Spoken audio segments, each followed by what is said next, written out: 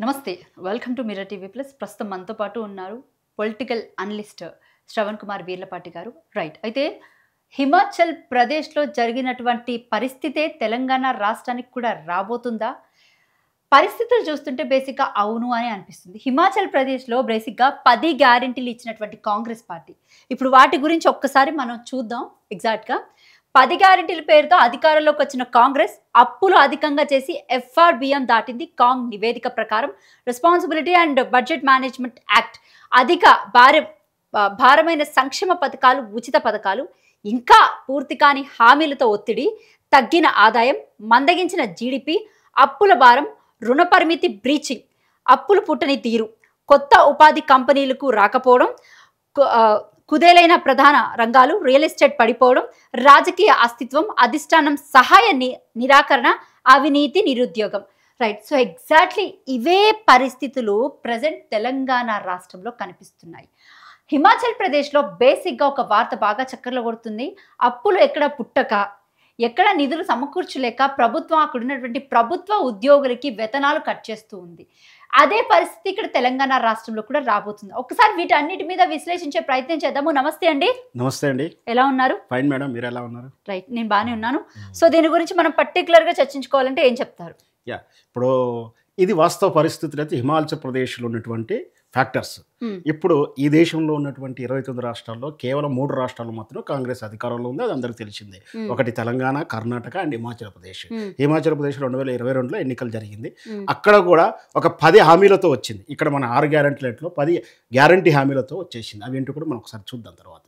అయితే ఇప్పుడున్న హిమాచల్ ప్రదేశ్లో ఉన్న పరిస్థితులు నేను 3 రోజుల నుంచి 4 రోజులు చెప్తా ఉన్నాను. అక్కడ హిమాచల్ ప్రదేశ్లో ప్రభుత్వ ఉద్యోగుల వేతనాల్లో కోత వహించింది.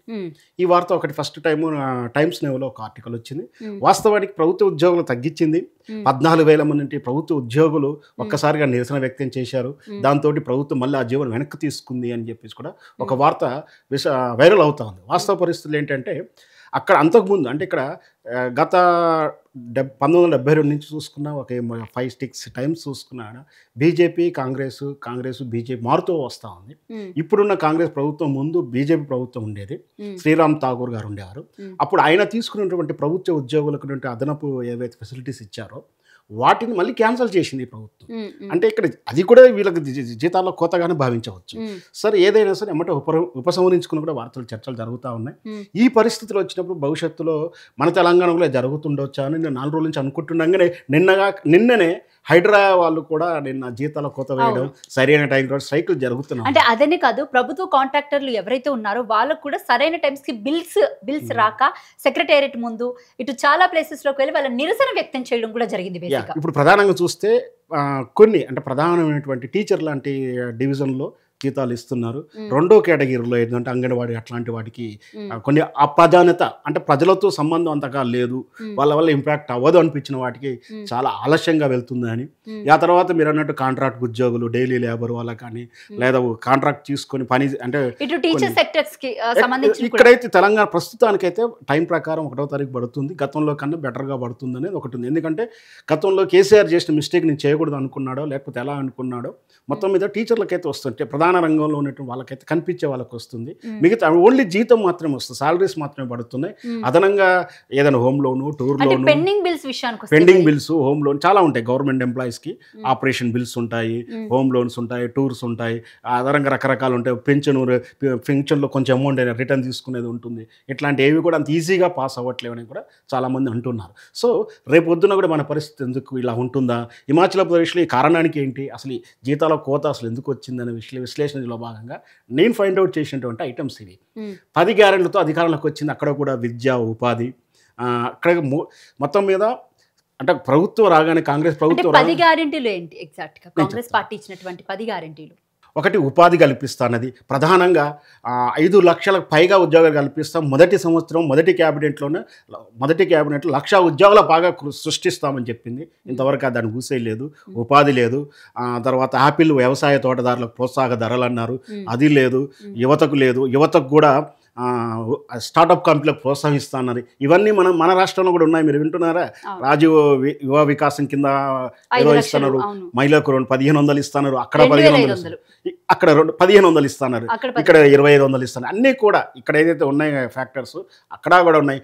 అన్నిట్లో కూడా వైఫల్యం చెందింది, పూర్తిగా పథకాలు అమలు చేయలేకపోయింది. ఇదే కదే ఇక్కడ అధిక భారం అయింది. ఆల్రెడీ ఇచ్చినటువంటి పథకాల మీద అధిక భారం అయింది. ఈ అధిక భారానికి తగ్గట్టు ఆదాయం రావట్లేదు రాష్ట్రానికి ఆదాయం రాకపోవడం కాక అన్నీ కూడా లిమిట్ దాటిని అప్పులు చేయలేని పరిమితి ఏదైతుందో మన కాగ్ కానీ లేదా అప్పు రుణ భారతి ఇవన్నీ ఇస్తున్నటువంటి స్లాబ్ ఏదైతుందో అది దాటిపోయింది. కొత్తగా అప్పులు పడతలేవు, ప్రైవేట్ రంగంలో పడతలేవు. దాంతోపాటు ఇంకా పూర్తిగా హామీలకు రాజకీయంగా ఈ అప్పులు పుట్టక ఇదంతా ప్రజల్లో నుంచి వ్యతిరేకత వస్తూ ఉంటుంది. రేపు ఎన్నికలకు వెళ్ళడానికి కష్టంగా ఉంటుంది. దీనితో పాటు ఎమ్మెల్యేలు కానీ రాజకీయ నాయకులు కానీ కాంగ్రెస్ పార్టీ వాళ్ళు ప్రజల్లోకి వెళ్తే తిరగబడుతున్నారు. ఈ సన్నివేశాలు మన రాష్ట్రంలో కూడా ఉంది కదా. సో ఈ అధిక భారమే ఇంకా పూర్తిగా హామీలు ఒత్తిడి ఉంది. అక్కడ మందగించిన జీడిపి అభివృద్ధి లేదు, ఇక్కడ అప్పుల భారం పెరిగిపోయింది, అప్పులు పుట్టని స్థితి. ఇది కూడా మన తెలంగాణ స్పష్టంగా చూస్తున్నాం.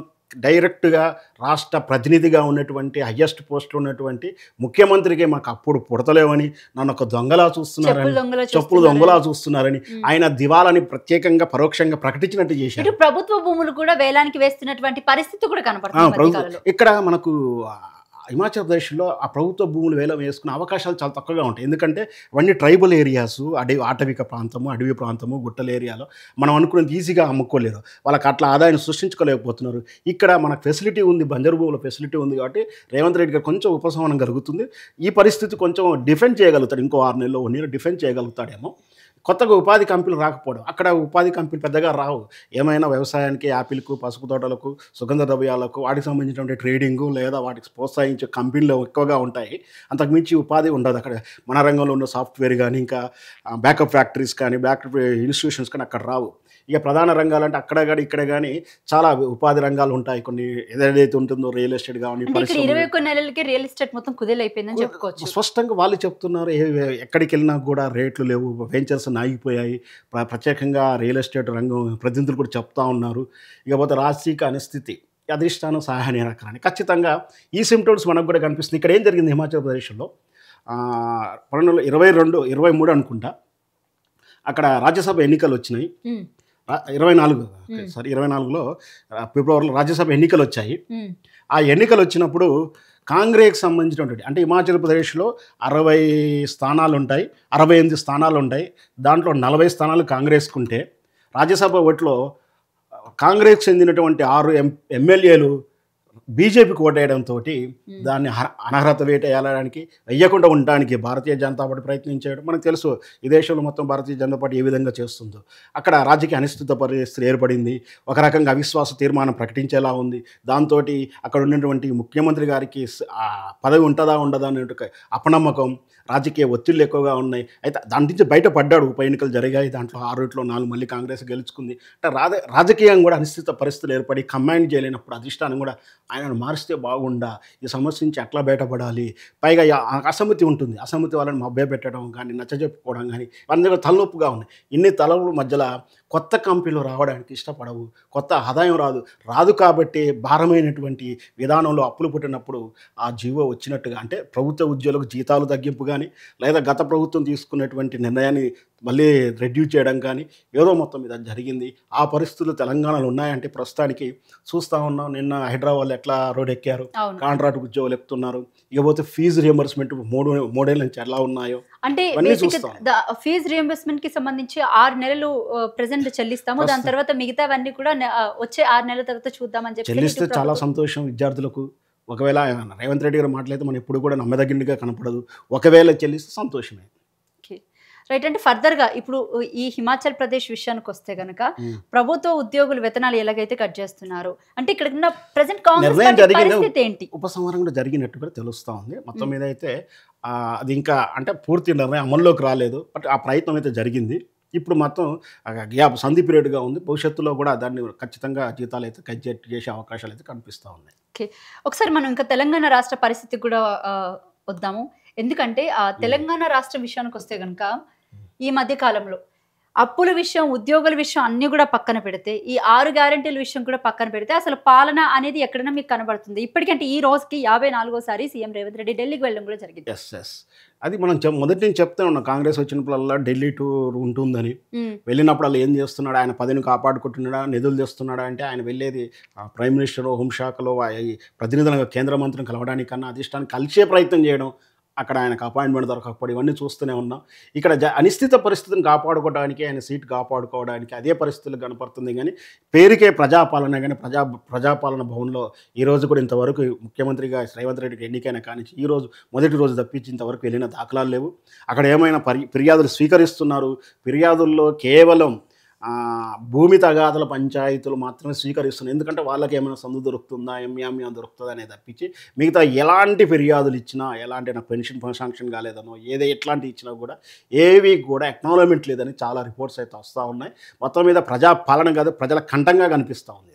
రైట్. ఇంకా ఒకసారి మనం హైదరాబాద్ రంగారెడ్డి డిస్ట్రిక్ట్ విషయానికి వస్తే కనుక ఇక్కడ జూబ్లీ హిల్స్లో త్వరలో బైపోల్ రాబోతుంది. సో ఈ బైపోల్ ఎలక్షన్స్లో ఏ పార్టీ గెలుస్తుంది దాన్ని మీరు అంటే విశ్లేషించగలరా? అసలు ఖచ్చితంగా ఇప్పుడున్నటువంటి ప్రజల కోణంలో చూస్తూ ఉంటే, ప్రజల ఉన్నటువంటి వేడి వాతావరణం అవన్నీ చూస్తుంటే ఖచ్చితంగా బీఆర్ఎస్కి ఎక్కువ శాతం ఉంది. బంగారు పల్లెంలో తీసుకుపోయి ఇచ్చేటట్టుగానే ఉంది. రాష్ట్రం మొత్తం కూడా ఓన్లీ కాంగ్రెస్ పార్టీ అధికారంలో ఉంటే బీఆర్ఎస్ పార్టీకి ఓటేసిన ప్రజలు వాళ్ళకి అసలు బీఆర్ఎస్ పార్టీ ఏం న్యాయం చేస్తుంది చెప్పండి?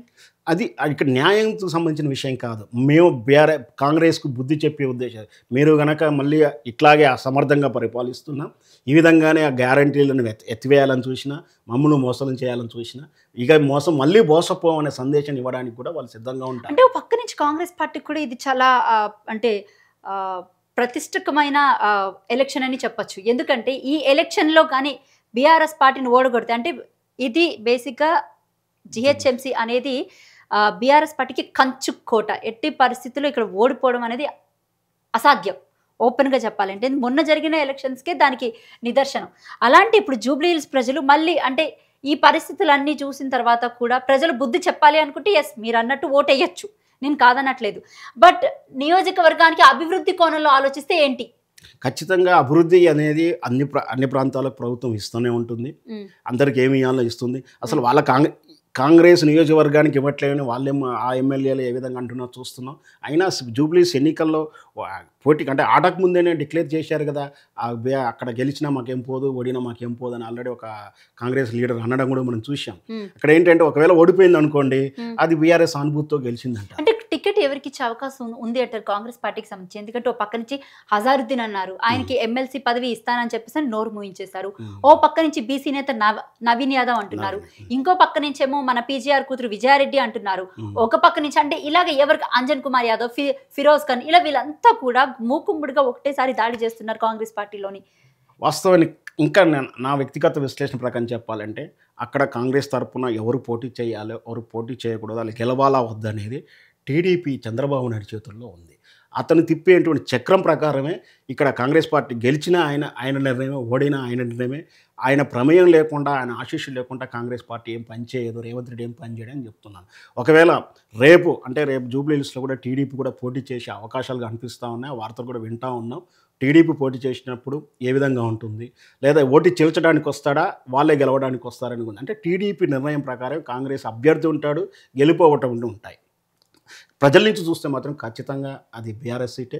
సానుభూతి పరంగా చూసినా కానీ, అక్కడున్న పబ్లిక్ వేవ్ చూసినా కానీ, ఎందుకంటే మనం చూస్తున్న వర్షం వస్తే ఇప్పుడు వారం రోజుల నుంచి ఏం జరుగుతుందో 3 నెలల నుంచి చూస్తూ ఉన్నాం.